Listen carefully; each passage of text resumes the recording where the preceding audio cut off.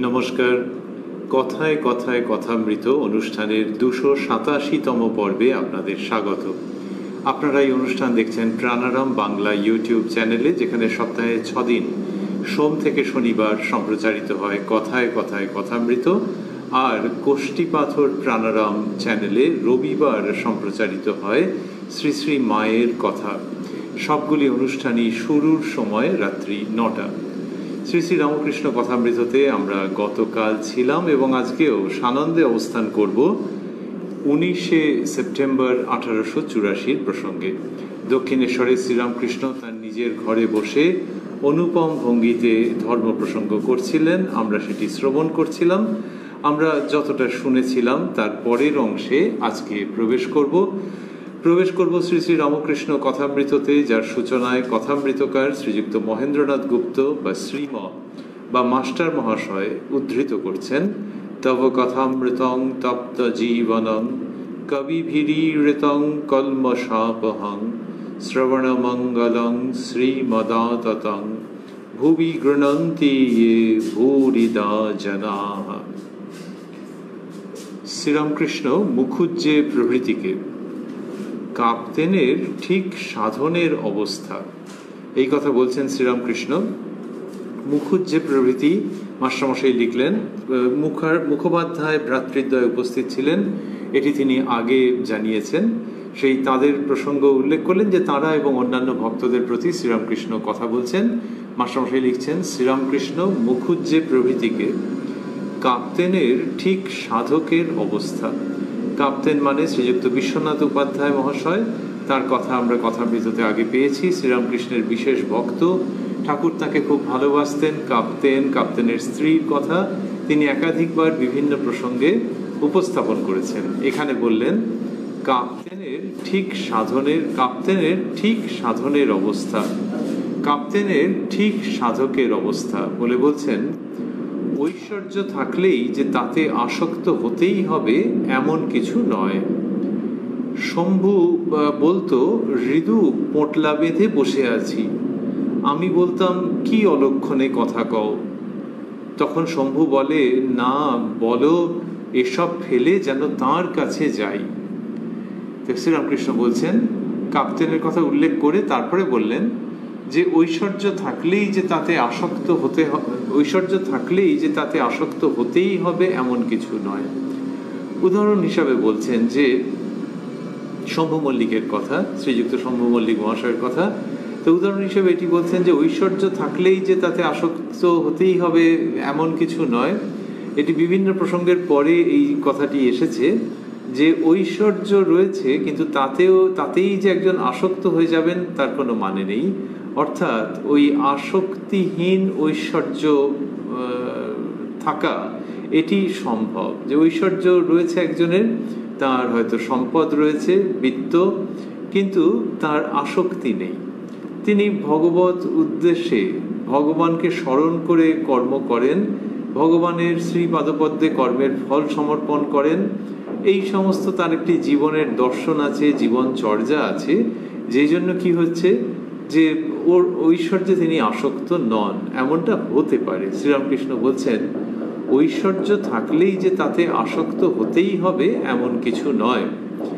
শম্ভু বলতো, শম্ভুর পর মাস্টারমশাই বন্ধনীর মধ্যে লিখেছেন মল্লিক, শম্ভু বলতো হৃদু পোঁটলা বেঁধে বসে আছি, আমি বলতাম কি অলক্ষণে কথা কও।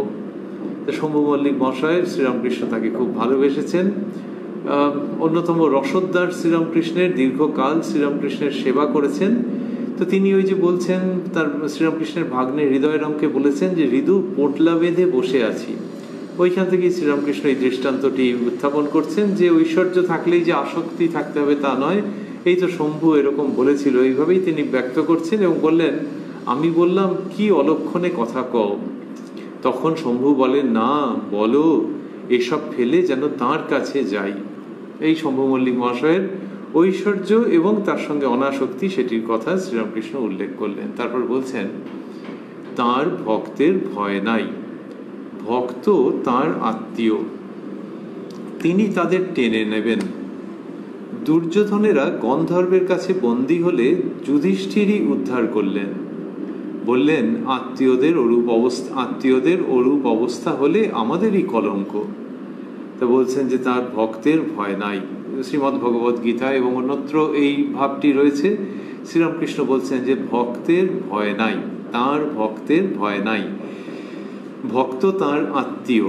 এটি যখন শ্রীরামকৃষ্ণ বলেন তখন আক্ষরিক অর্থে আত্মীয়তার প্রসঙ্গ যেমন আছে, তেমনি তার মনোভাবের মধ্যে দিয়ে, তার উপস্থাপনার মধ্যে দিয়েও মনে হয় আত্মীয়তার ভাবটি খুবই প্রকাশ পেত সেই শ্রীরামকৃষ্ণের, যার কিনা মনের মধ্যে ভক্তদের জন্য কি অপরিসীম, যে তার কোনো সীমা নির্ধারণ করা যায় না, সেই পরিমাণ ভালোবাসা ছিল, প্রেম ছিল,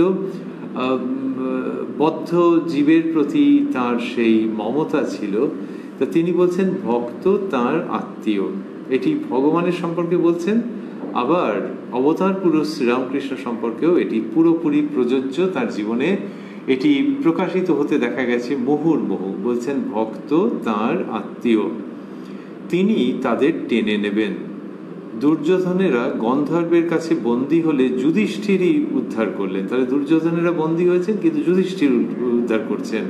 তা সেখানে আর কোনো বিবাদ বিসম্বাদের প্রশ্ন নেই, পক্ষ প্রতিপক্ষ এরকম কিছু নেই। বলছেন যে দুর্যোধনেরা গন্ধর্বের কাছে বন্দী হলে যুধিষ্ঠিরই উদ্ধার করলেন। বললেন আত্মীয়দের অরূপ অবস্থা হলে আমাদেরই কলঙ্ক। এই আত্মীয়কে রক্ষা করেন শ্রী ভগবান, এটি শ্রীরামকৃষ্ণ বললেন। এই 19শে সেপ্টেম্বরের প্রসঙ্গে আমরা ছিলাম। এইবার ধীরে ধীরে সেই প্রসঙ্গের সমাপনের দিকে যাচ্ছেন কথামৃতকার। এটা ছিলাম আমরা প্রায় দুপুর 2টো থেকে, 2টোর পরের থেকে বিবরণ মাস্টারমশাই দিয়েছেন। আর তারপরে সে কি অপূর্ব সব বর্ণনা আমরা পেয়েছি, আগের অনুষ্ঠানে আমরা বিভিন্ন সময় শুনেছি। আর এখানে বলছেন যে এই করতে করতে রাত্রি হয়েছে। এখানে বলছেন প্রায় 9টা রাত্রি হইল। কথামৃতকার লিখছেন প্রায় 9টা রাত্রি হইল। মুখুজ্জে ভ্রাতৃদ্বয় কলিকাতা ফিরিবার জন্য প্রস্তুত হইতেছেন। ঠাকুর একটু উঠিয়া ঘরে ও বারান্দায় পাদচারণ করিতে করিতে বিষ্ণু ঘরে উচ্চ সংকীর্তন হইতেছে শুনিতে পাইলেন। তাহলে মুখোপাধ্যায়ের ভ্রাতৃদ্বয় তারা কি করেছেন? কলকাতায় ফেরবার জন্য প্রস্তুত হচ্ছেন। এই সময় কি হলো? মাস্টারমশাই লিখছেন ঠাকুর একটু উঠিয়া ঘরে ও বারান্দায় পাদচারণ করিতে করিতে বিষ্ণু ঘরে উচ্চ সংকীর্তন হইতেছে শুনিতে পাইলেন। তাহলে ঘরে ও বারান্দায় শ্রীরামকৃষ্ণ পায়চারি করছিলেন। এই সময় বিষ্ণু ঘরে খুব জোর সংকীর্তন হচ্ছে, সেটা শুনতে পেলেন। কোন বারান্দায়? এমন হতে পারে যে ওই যে দক্ষিণ পূর্বের টানা বারান্দা, যেটি মা কালীর মন্দিরের খুব কাছেই, সেটি হতে পারে, অথবা তার সমান্তরালে উত্তর পূর্বের বারান্দা, সেটিও হতে পারে। তবে দক্ষিণ পূর্বের বারান্দাটাই হওয়ার সম্ভাবনা বেশি, কারণ ঠাকুরের সম্পর্কে মাস্টারমশাই লিখছেন যে বিষ্ণু ঘরে উচ্চ সংকীর্তন হইতেছে শুনিতে পাইলেন। বিষ্ণু ঘর এমনিতে মানুষে যেটিকে বলে রাধা গোবিন্দ মন্দির, শ্রীরামকৃষ্ণ খুব বলতেন বিষ্ণু ঘর। সেখানে খুব জোর সংকীর্তন হচ্ছে, সেই আওয়াজ তিনি শুনতে পেয়েছেন। তিনি জিজ্ঞাসা করাতে একজন ভক্ত বলিলেন তাহাদের সঙ্গে লাটু ও হরিশ জুটিয়াছে। ঠাকুর বলিলেন ও তাই? এই যে বিষ্ণু ঘরে উচ্চ সংকীর্তন, তার মানে মন্দিরের কর্মচারীরা, এবং সেখানে শ্রীযুক্ত লাটু ও হরিশ তাঁরাও গিয়ে যোগদান করেছেন। তো শ্রীরামকৃষ্ণ বলছেন ও তাই, মানে সেই জন্য এত জোর জমে গেছে একেবারে, আর খুব জোর হচ্ছে সংকীর্তন। ঠাকুর বিষ্ণু ঘরে আসিলেন, সঙ্গে সঙ্গে ভক্তেরাও আসিলেন। তিনি শ্রী শ্রী রাধাকান্তকে ভূমিষ্ঠ হইয়া প্রণাম করিলেন। তাহলে রাত্রি 9টা প্রায় হয়ে গেছে। তার মানে কতটাই রাত্রি হয়েছে বোঝা যাচ্ছে। এটি আমরা শুনছি 19শে সেপ্টেম্বর 1884 প্রসঙ্গ। তো তার মানে ওই আশ্বিন, তার মানে হচ্ছে যে শরৎকালের সময়। তো রাত্রি 9টা হয়েছে, এবং সেই সময় কি হলো? ঠাকুর বিষ্ণু ঘরে এলেন এবং সঙ্গে সঙ্গে ভক্তেরাও এলেন। তিনি শ্রী শ্রী রাধাকান্তকে ভূমিষ্ঠ হইয়া প্রণাম করিলেন। তাহলে ওই রাত্রির বেলায় রাধাকান্ত দেবকে শ্রীরামকৃষ্ণ ভূমিষ্ঠ হয়ে প্রণাম করছেন। আবারও আমরা ভাবছি যে যার শ্রীমুখে উচ্চারিত কথামৃত শুনছি, যাকে মানুষ জীবদ্দশাতেই ভগবান রূপে, সচ্চিদানন্দ বিগ্রহ অবতার রূপে পুজো করেছেন, কৃতবিদ্য বিভিন্ন মানুষজন এসেছেন, সেই তার যে জীবন আমরা দেখছি, তার যে দৈনন্দিন জীবনচর্যা আমরা দেখছি, সেখানে দেখছি তিনি একান্ত অনুগত নিষ্ঠাবান ভক্ত, সেইভাবে তাকে আমরা দেখতে পাচ্ছি। তাহলে সেখানে কিন্তু তিনি আচার্যের মতো আলাদাভাবে যে কোনো ভাব নিয়ে রয়েছেন তা নন। এই যে এসে ভূমিষ্ঠ হয়ে প্রণাম করছেন, তো আচার্যও প্রণাম করতেই পারেন, কিন্তু শ্রীরামকৃষ্ণ তো ওইখানেই রয়েছেন। তো কিন্তু তার ওই ভাবটি যে তিনি মা কালীর ঘরে যখন যাচ্ছেন, বিষ্ণু মন্দিরে যখন যাচ্ছেন, তখন পরম ভক্তের ভাব তার মধ্যে থেকে পরিস্ফুট হয়ে উঠছে। সেই তিনি নিজের ঘরে বসে যখন ধর্ম প্রসঙ্গ করছেন, তখন অবতার স্বয়ং অবতীর্ণ হয়ে উপদেশ দান করছেন, এবং যেন সিংহ বিক্রমে তিনি ধর্মের কথা, তত্ত্বের কথা, জ্ঞান বৈরাগ্যের কথা, প্রেমের কথা, মানুষের অনুসরণীয় এবং বর্জনীয় দিকগুলির কথা উপস্থাপন করছেন। তাই এইখানে আমরা দেখছি রাত্রি 9টার সময় তিনি গিয়ে ভূমিষ্ঠ হয়ে প্রণাম করলেন। ঠাকুর বিষ্ণু ঘরে আসিলেন, সঙ্গে সঙ্গে ভক্তেরাও আসিলেন। তিনি শ্রী শ্রী রাধাকান্তকে ভূমিষ্ঠ হইয়া প্রণাম করিলেন।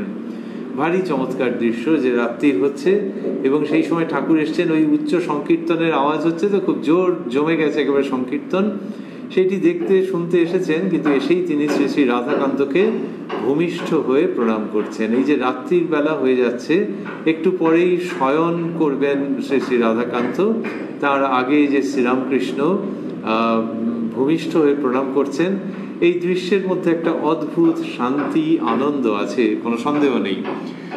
ঠাকুর দেখিলেন যে ঠাকুর বাড়ির ব্রাহ্মণেরা যারা ভোগ রাঁধে, নৈবেদ্য করে দেয়, অতিথিদের পরিবেশন করে এবং পরিচারকেরা অনেকে একত্র মিলিত হইয়া নাম সংকীর্তন করিতেছেন, নাম সংকীর্তন করিতেছে। ঠাকুর একটু দাঁড়াইয়া তাহাদের উৎসাহ বর্ধন করিলেন। তা বলছেন যে ঠাকুর দেখলেন যে এরা সব রয়েছে কারা? ঠাকুর বাড়ির ব্রাহ্মণেরা যারা ভোগ রাঁধে, নৈবেদ্য করে দেয়, অতিথিদের পরিবেশন করে এবং পরিচারকেরা অনেকে একত্র মিলিত হইয়া নাম সংকীর্তন করিতেছে। মাস্টারমশাই লেখার ভঙ্গি এত সুন্দর, বললেন যে ঠাকুর দেখিলেন। ঠাকুর দেখছেন, আসলে তো মাস্টারমশাই দেখছেন যে এই এই এই লোকগুলি রয়েছে যারা ভোগ রাঁধে, ঠাকুর বাড়ির ব্রাহ্মণেরা যারা ভোগ রাঁধে, নৈবেদ্য করে দেয়, অতিথিদের পরিবেশন করে এবং পরিচারকেরা, এদেরকে মাস্টারমশাই দেখছেন, কিন্তু সেটি শ্রীরামকৃষ্ণের উপরে তিনি অর্পণ করছেন।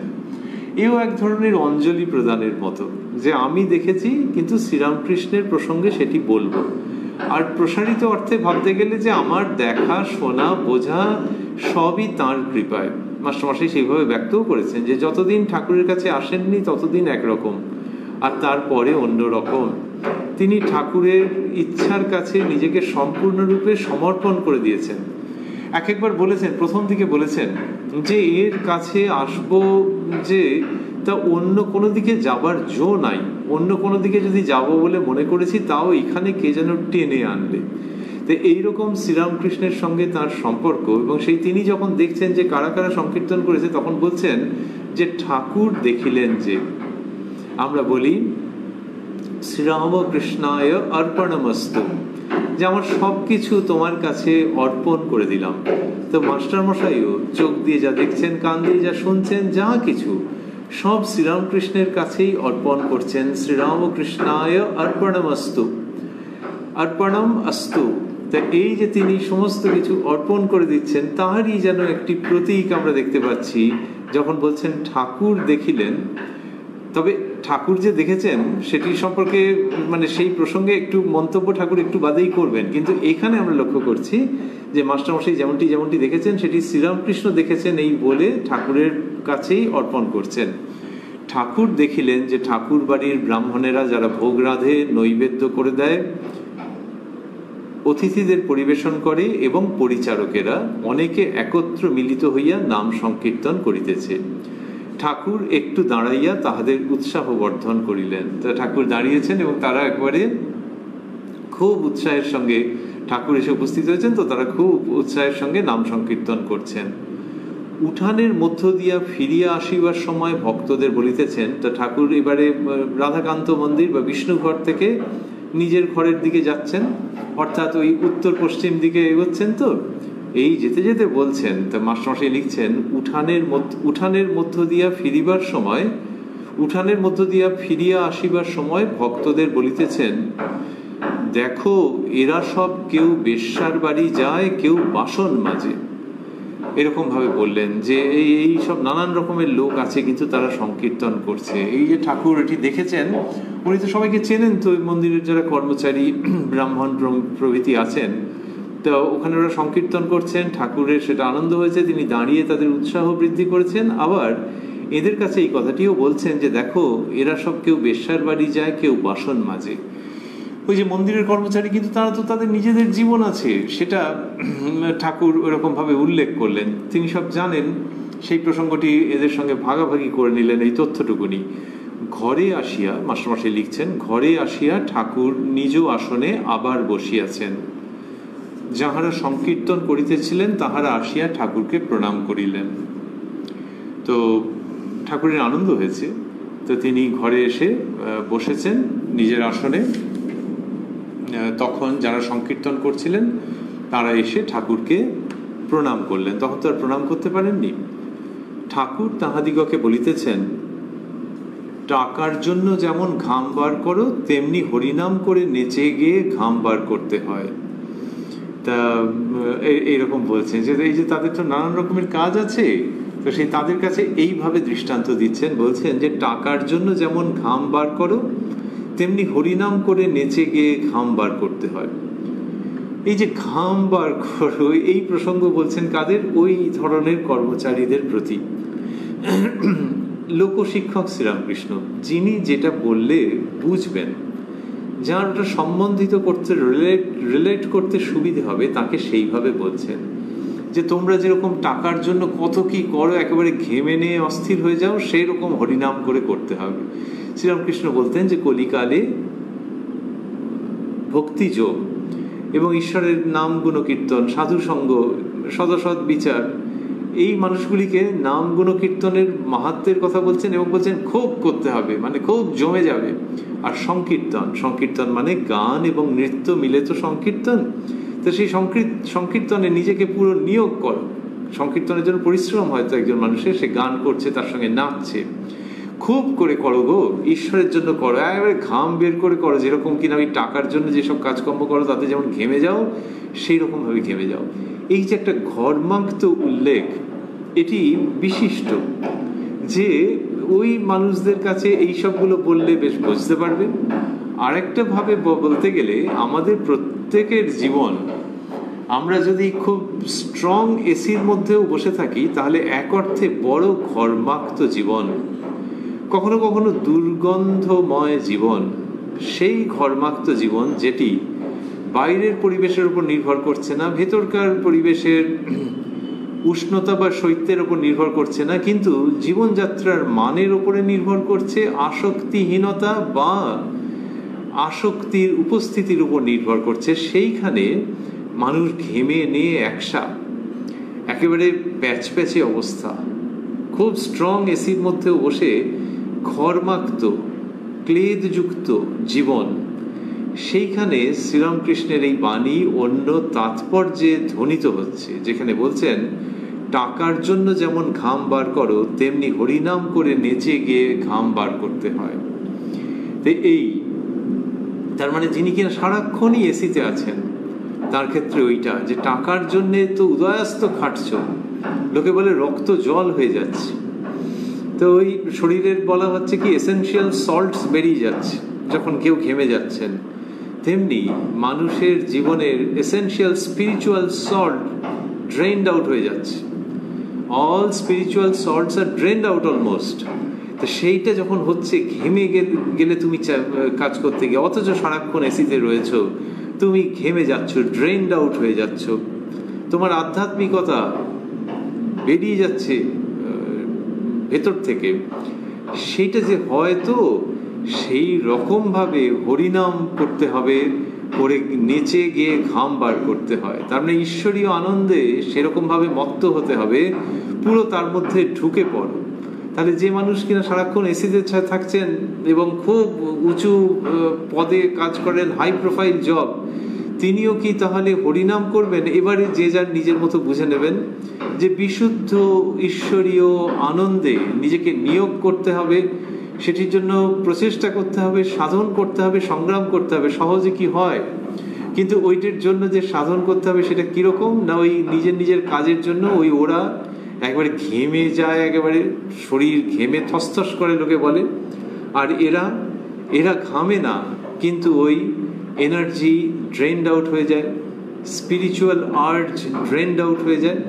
তাহলে এই সমস্ত শ্রেণীর মানুষ ওই জাগতিক কর্মের জন্য, আসক্তিযুক্ত কর্মের জন্য যেরকম উদ্ধৃতির মধ্যে ঘেমে যায়, সেই রকমভাবেই সংগ্রাম করুক, সাধন করুক, নিষ্ঠা সহকারে, ব্যাকুলতা সহকারে, একাগ্র নিষ্ঠা সহকারে আত্মনিয়োগ করুক ঈশ্বরীয় প্রসঙ্গে।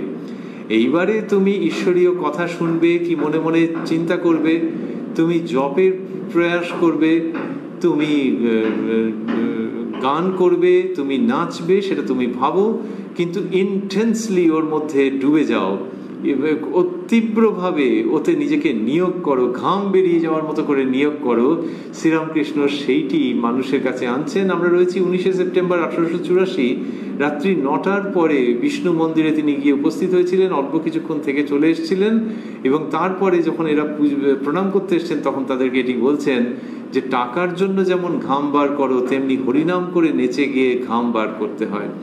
এইসব কথা যে শ্রীরামকৃষ্ণ বলছেন, বোঝাই যাচ্ছে যে তিনি সংসার জীবনকে খুব কাছ থেকে দেখেছেন। শুধু তাই নয়, সংসারী মানুষের অসুবিধা তিনি বোঝেন, তাদের ধর্মপথে অগ্রসর হওয়ার কি অন্তরায় আছে সেগুলো তিনি বোঝেন, এবং সেই জন্যই তাদের কাছে গ্রহণযোগ্য ভাষা তিনি ব্যবহার করছেন।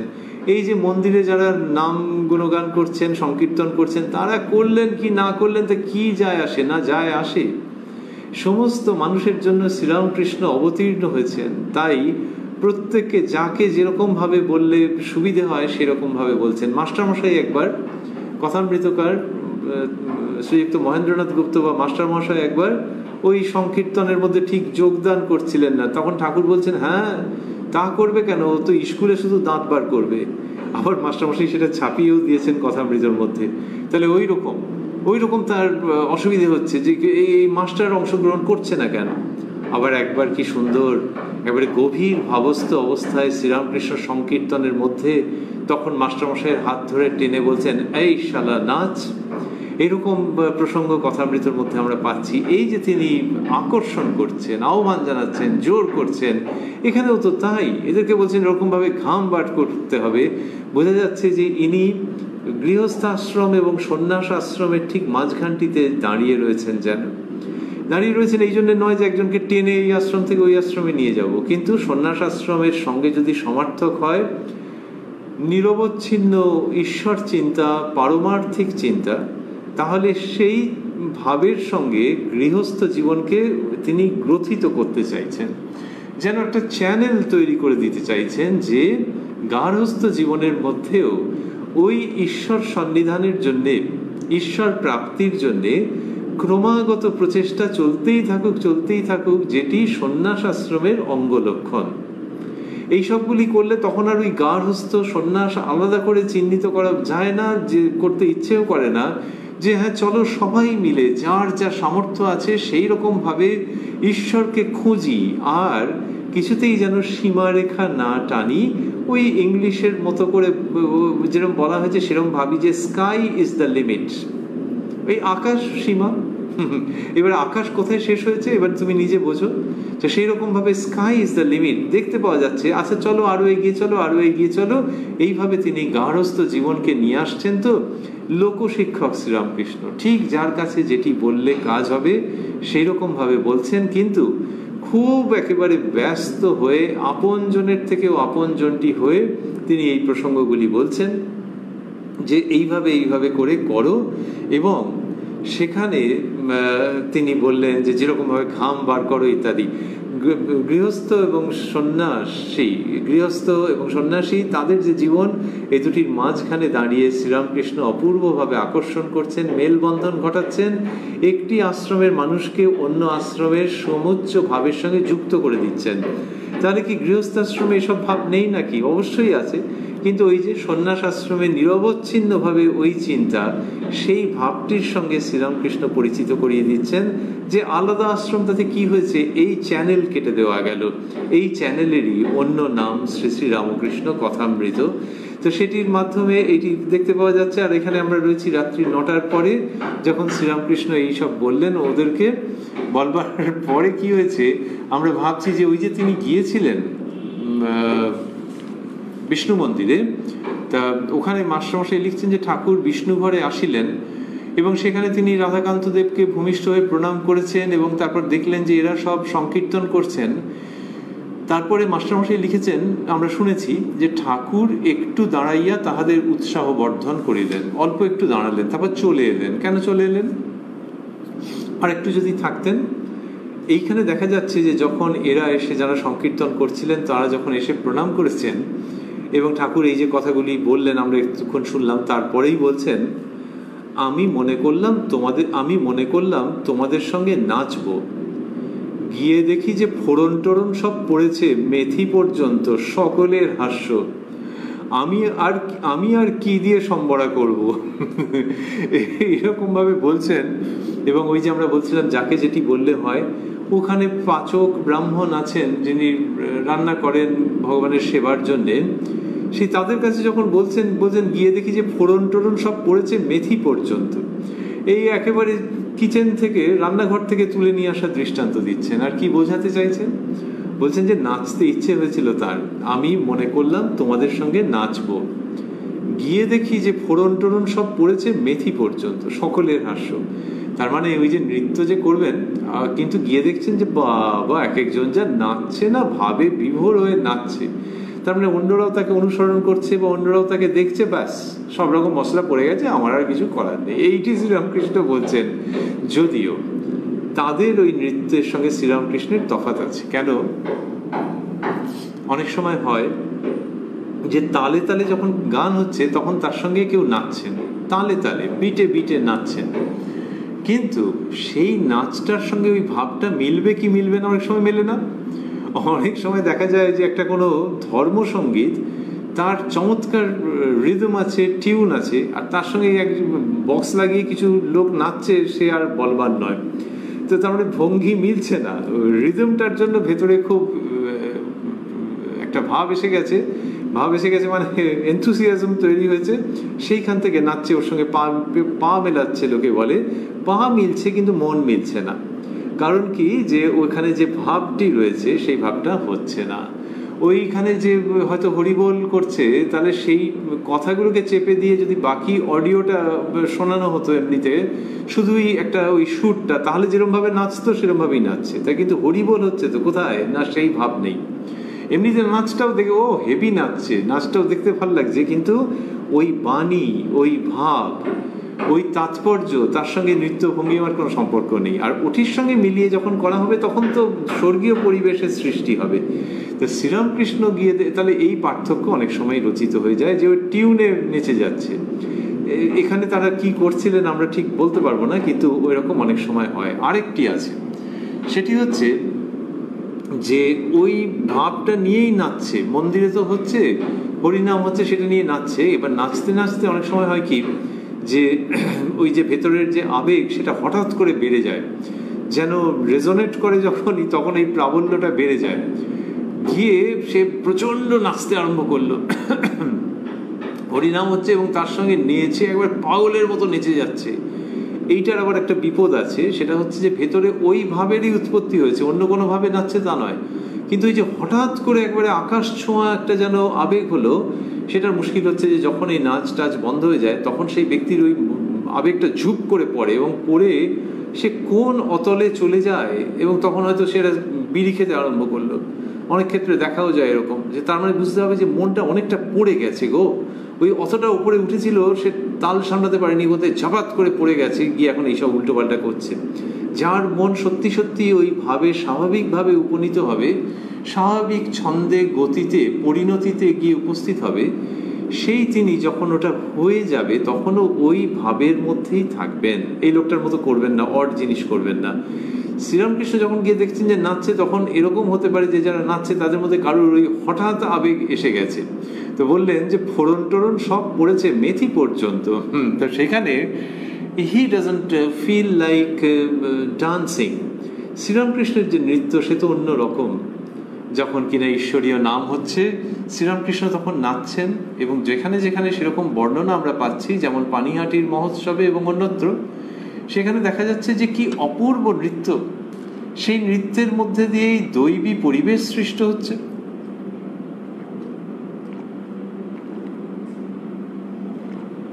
শুধু তাই নয়, ওই নৃত্য যেন সংকীর্তনকে আরো সমৃদ্ধ করছে।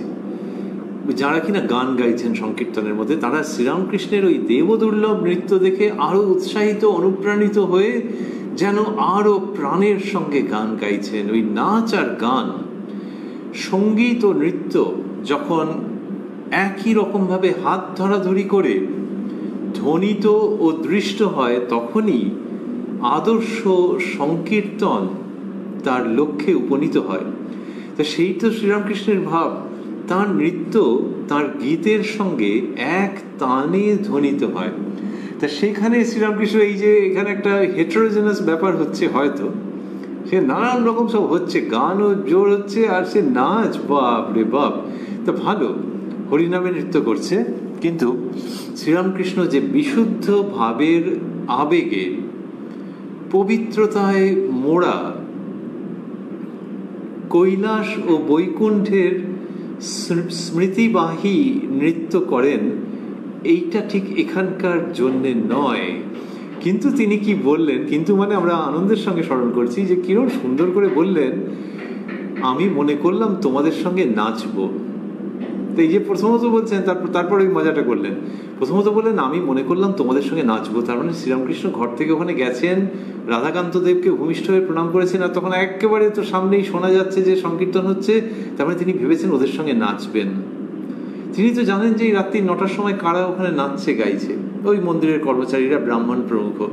কিন্তু তার কোনো ইনহিবিশন নেই যে না ওরা ওখানে করছে, আমি কি করতে যাব। ওই যে আমরা বলছিলাম, যিনি আচার্য তিনি আবার ভক্ত এবং সাধারণ মানুষের মতো, সাধারণের মধ্যে অসাধারণ হয়তো, কিন্তু মানুষের মতো ভাবে তিনি জীবনের পথ চলছেন, ভারী অপূর্ব। তিনি ভেবেছেন নাচবো, তারপরে গিয়ে দেখছেন ওরে বাবা, এ তো জমে গেছে একেবারে, এক একজন নাচছে কিরম দেখো, এখানে আমার দরকার নেই, সব নানান মশলা ফসলা পড়ে গেছে। তা বলছেন গিয়ে দেখি যে ফোড়ন টোড়ন সব পড়েছে, মেথি পর্যন্ত, সকলের হাস্য। শ্রীরামকৃষ্ণের বলার ভঙ্গির মধ্যে হাসির উপাদান রয়েছে, তারপর আবার মেথি পর্যন্ত, মানে ও এসব জানেনই। তো গিয়ে দেখি যে ফোড়ন টোড়ন সব পড়েছে, মেথি পর্যন্ত। এই যে রান্নাঘরের ব্যাপারটা শেষ হচ্ছে না, রান্নাঘরের দৃষ্টান্ত, রান্নাঘরের মধ্যে যেন গিয়ে হাজির হওয়ার ভঙ্গি, সে শেষ হচ্ছে না। বলছেন আমি আর কি দিয়ে সম্বরা করবো। তাহলে সম্বরার মধ্যে নানান রকম পড়ে, তো সাম্বার ডাল যেরকম বলা হয়, তা বলছে যে সব রকম পড়েছে, আমি আর কি দিয়ে সম্বরা করব। এই যে সম্বরা, এটা একটা ওই রকম আর কি, যে পাঁচমিশালি ডাল আর কি, নানান রকম পড়েছে, তা আমার আর কি দেবো, ওই জন্য চলে এলাম, এরকম বলছেন। তারপর বললেন তোমরা মাঝে মাঝে হরিনাম করতে অমন এসো। এইবার এর মধ্যে একটা ব্যাপার আছে, সেটা হচ্ছে যে শ্রীরামকৃষ্ণ শুধু যে দেখছেন যে ওই নৃত্যের মধ্যে তিনি অংশগ্রহণ করতে পারবেন না তাই নয়, পুরোটা তার মনের সঙ্গে তো যাচ্ছে না, যাওয়ার কথাও নয়, এরা এদের মতো করছেন। কিন্তু শ্রীরামকৃষ্ণ তো খুব পার্টিকুলার এই সমস্ত ব্যাপারে, গান কেমন হবে, নাচ কেমন হবে, সবটা ঈশ্বরীয় ভাবে যেন হয়। প্রত্যেক কটার এক একটা আলাদা অ্যাম্বিয়েন্স আছে, এক একটা আলাদা মানসিকতা নিয়ে করতে হয়। সেটা যখন মেলে না তখন তার একটু অস্বস্তি হয়। কত সময় দেখা গেছে যে গান হচ্ছে, ঠিক হচ্ছে না, কোনো একটা ব্যাপার তাল কেটে যাচ্ছে, তখন তিনি সেটা নির্দেশ করে দিয়েছেন যে হচ্ছে না। নিজের শরীর যখন খুব অসুস্থ, মনের দিক থেকে তো একই রকম, কিন্তু শরীর যখন অসুস্থ তখনও এরকম হয়েছে, আকারে ইঙ্গিতে বলেছেন যে ঠিক হচ্ছে না বা জমছে না। তো সেই জন্য তিনি ওই নাট মন্দিরে, বিষ্ণু ঘরে গিয়ে ওখানে যখন দেখেছেন যে বিষ্ণু মন্দিরে যখন ওই রকম সংকীর্তন হচ্ছে, তখন যখন ঠিক হচ্ছে না, তখন আস্তে আস্তে আস্তে আস্তে চলে এসছেন। তাহলে আবার আমরা ভাবছি যে ঠিক কি করে হবে, ওই মানুষগুলো কি ঠাকুর শ্রীরামকৃষ্ণের মনোমতো করতে পারবেন? কিন্তু সেটা হয়নি, কিন্তু ঠাকুর ওটা না মিললে আর থাকতে পারেন না, চলে এসছেন। এইবার একটা কেউ নাচছে, সেখানে তিনি গেছেন এবং তাতে ওদের উৎসাহ বর্ধন হয়েছে, এটা আগে লেখা ছিল। তারপর যদি চলে আসেন তাহলে একটু মন খারাপ হতে পারে যে কি ওনার ভালো লাগলো না বোধহয়। এই জায়গাটা সম্পর্কে শ্রীরামকৃষ্ণ পূর্ণ মাত্রায় সচেতন। তা এরা এসছে তাই, না এলে কি হতো সেটা আমাদের অনুমান করে লাভ নেই, তিনি হয়তো বলতেন কোনো উপলক্ষে। কিন্তু যেই এরা এসছে তখন শ্রীরামকৃষ্ণ যে কথা বলছেন, এই টাকার জন্য যেমন ঘাম বার করো, এই প্রসঙ্গ যেমন বলেছেন, তেমনি এইটা বলছেন যে আমি চলে এলাম কেন। একে আমরা ভদ্রতা বলবো, নাকি আমাদের শিক্ষণীয় জীবনশৈলী বলবো, নাকি ভগবান এসে থরে থরে কত কি দেন তার পরিমাপ করা যায় না সেটি বলবো, এই রকম। তো এখানে বললেন যে আমি মনে করলাম তোমাদের সঙ্গে নাচবো, রিকগনাইজ করছেন, রিকগনিশন দিচ্ছেন যে আমি মনে করলাম। তারপর তোমরাই তো আসর মাত করে রেখেছিলে, এইটাকে বলে দিলেন। গিয়ে দেখি যে ফোড়ন টোড়ন সব পড়েছে মেথি পর্যন্ত, আমি আর কি দিয়ে সম্পরা করব, তাহলে আমি যে চলে এসেছি ওই জন্য মন খারাপ করো না, এইভাবে করে বলা। তোমরা মাঝে মাঝে হরিনাম করতে অমন এসো। কি সুমিষ্ট আহ্বান যে এই যে সব এসছো একসঙ্গে মিলে এরকম ভাবে এসো, তোমরা মাঝে মাঝে হরিনাম করতে অমন এসো। মুখুজ্জে প্রভৃতি ঠাকুরকে প্রণাম করিয়া বিদায় গ্রহণ করিলেন। ঠাকুরের ঘরের ঠিক উত্তরের বারান্দাটির পাশে মুখুজ্জেদের গাড়ি আসিয়া দাঁড়াইল। গাড়িতে বাতি জ্বালা হইয়াছে। তাহলে ঠাকুরের ঘরের ঠিক উত্তরের ছোট বারান্দাটি, তার মানে হচ্ছে যে এখন শ্রী শ্রী মায়ের ঘরের দিকে, নহবতের দিকে যেতে গেলে যে ছোট বারান্দা, সেটির কথা বলছেন। ঠাকুরের ঘরের ঠিক উত্তরের ছোট বারান্দাটির পাশে মুখুজ্জেদের গাড়ি আসিয়া দাঁড়াইল।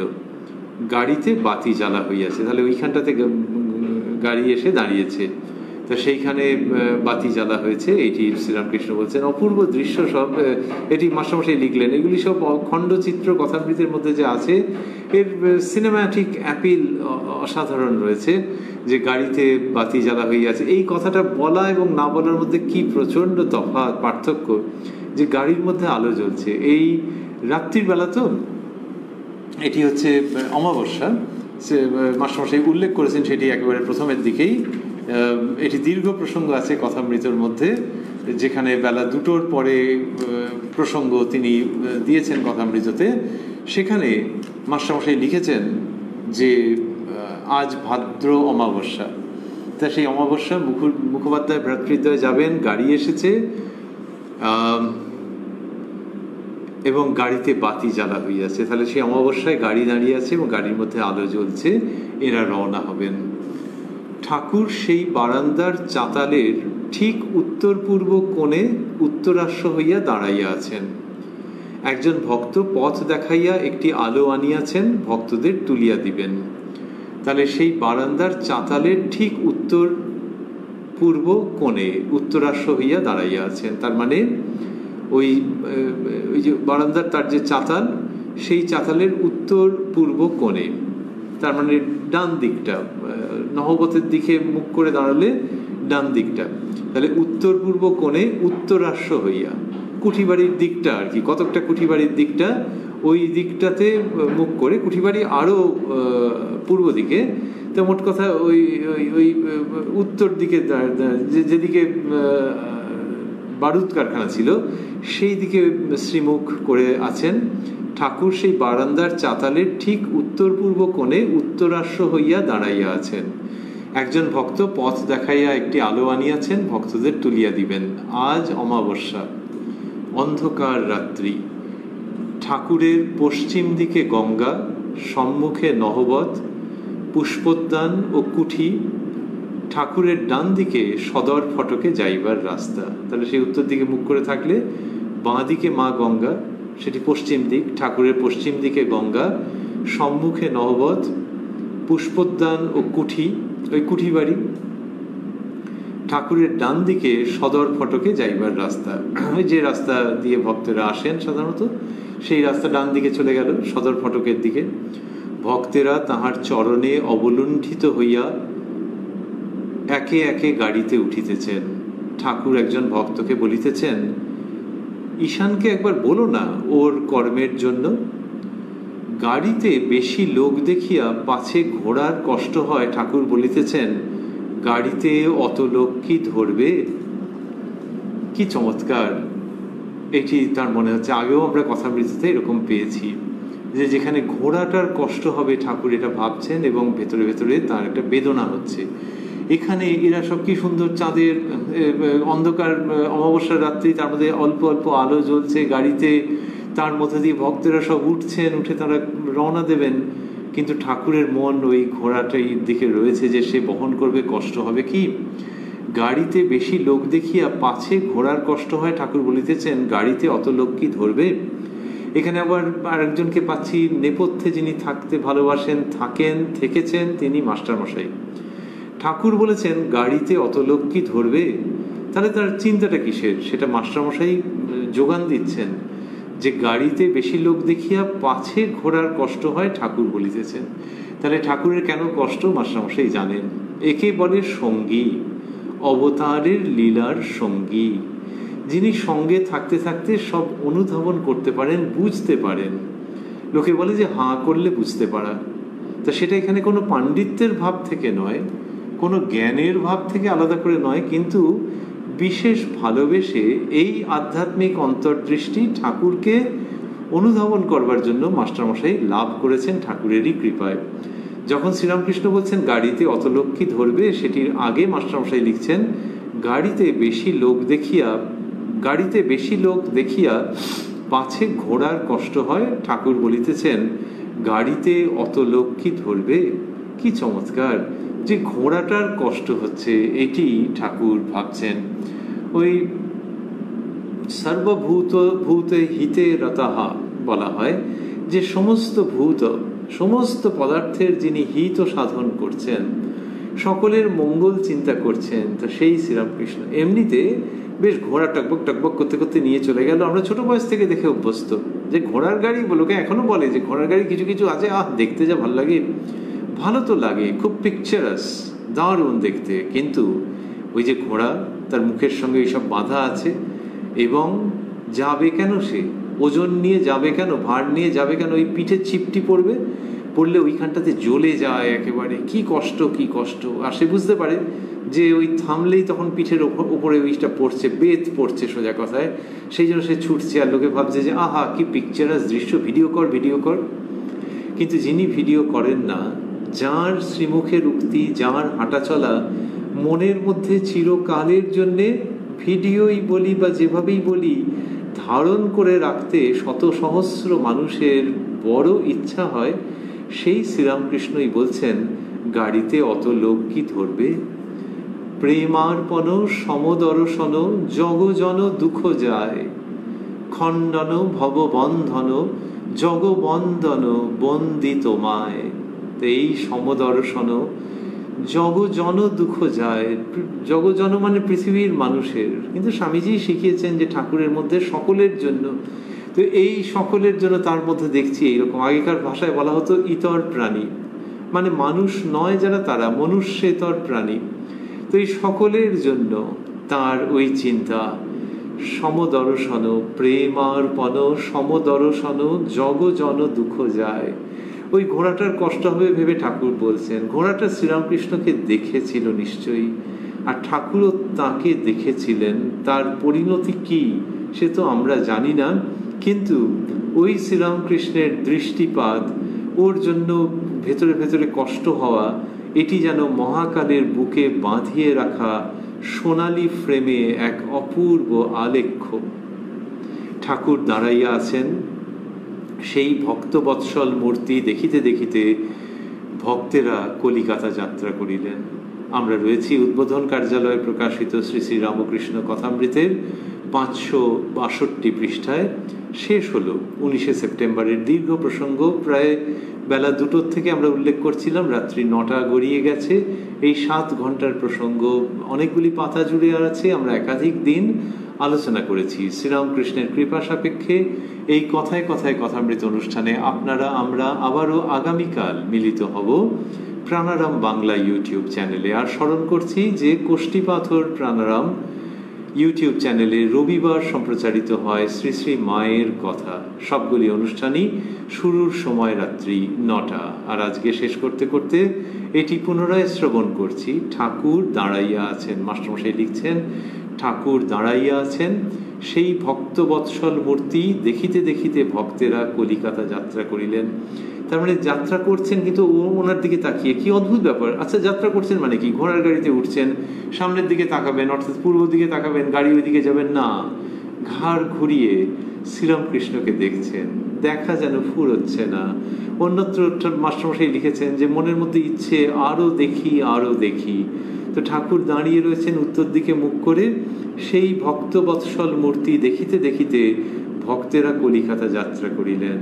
এই কি অপূর্ব! যে যেমন বাচ্চা ছেলে মেয়ে যখন বাবা মার কাছ থেকে কোথাও একটা যাচ্ছে, হয়তো স্কুল যাচ্ছে, মার দিকে তাকিয়ে আছে, বলে ওই সামনের দিকে তাকা, পড়ে যাবি তো। তো ওই দিকে তাকাতে কিরকম একটা ভেতরে কষ্ট হচ্ছে। আর এই চিরকালের জননী জনক শ্রীরামকৃষ্ণ দাঁড়িয়ে আছেন, তিনি দণ্ডায়মান রয়েছেন, আর ভক্তেরা সেই ভক্ত বৎসল মূর্তি দেখিতে দেখিতে কলিকাতা যাত্রা করিলেন। এই অনুষ্ঠান শেষ হচ্ছে। তাহলে শ্রীরামকৃষ্ণের কাছ থেকে কি আমরা চলে যাচ্ছি নাকি? তা নয়, আমরা যে যার নিজের কাজের মধ্যে আত্মনিয়োগ করি, যাই করি না কেন, এরপরে আমরা কিন্তু মনটি সেই শ্রীরামকৃষ্ণের শ্রীচরণেই দিয়ে রাখতে চাইছি, সেই ভক্তবৎসল মূর্তি শ্রীরামকৃষ্ণের শ্রীচরণে, যিনি কিনা ওই উত্তরের বারান্দার চাতালে এখনো দাঁড়িয়ে রয়েছেন। তিনি তার নিজের স্থানে দাঁড়িয়ে রয়েছেন। ওই চাতালে থাকুন, তার ঘরে থাকুন, তার লীলার যে কোনো স্থলে থাকুন, সেই ভক্তবৎসল মূর্তি এখনো চির জাগ্রত রয়েছেন। তার সব প্রেম চক্ষু উন্মিলিত রয়েছে আমাদের জন্যে। সেই প্রেমচক্ষুতে তিনি আমাদের দেখছেন। আর আমরা অনুষ্ঠান শেষ করি, যে কাজের মধ্যেই থাকি না কেন, ওই অনিমেষ নয়নে আমাদের প্রতি যিনি প্রেমের দৃষ্টি অব্যাহত রেখেছেন, সেই ভক্তবৎসল মূর্তি শ্রীরামকৃষ্ণের প্রতি আমাদের সমস্ত মনোযোগ পুষ্পাঞ্জলির রূপে আমরা অর্পণ করে ধন্য হই। ওং নিরঞ্জনং নিত্যম অনন্ত রূপং ভক্তানুকম্পা ধৃত বিগ্রহং বৈ ঈশাবতারং পরমেশমিদ্যং তং রামকৃষ্ণং শিরসা নমামঃ।